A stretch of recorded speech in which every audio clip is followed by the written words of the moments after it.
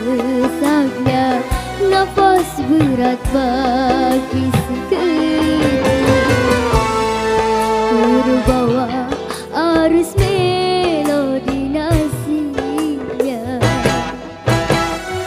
titik-titik peluh iringi doanya tanpa dia mengeluh.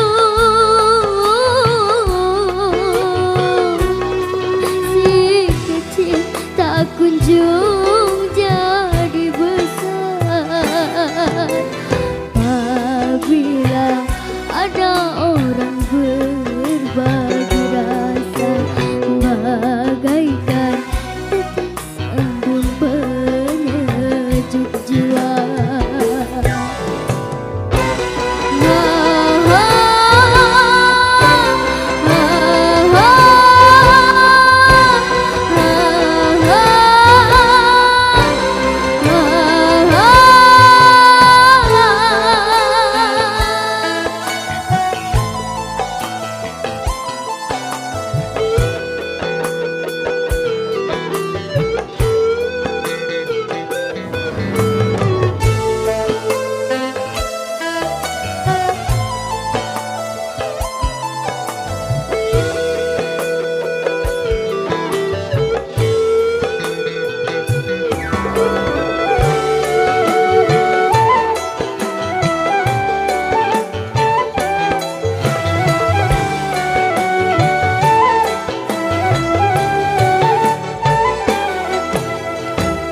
Kapankah dia besar?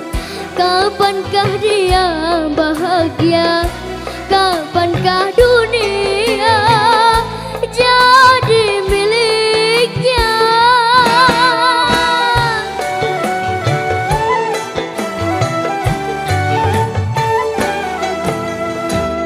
Banyak orang berkata si kecil indah dimanja.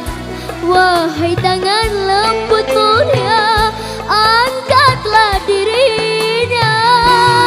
Hanya di hadapan Tuhan semua tiada perbedaan. Tinggikanlah keimanan.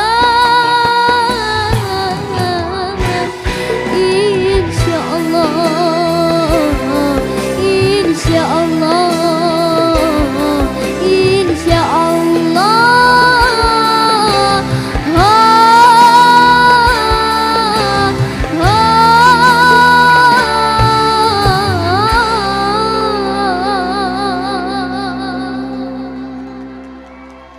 Insya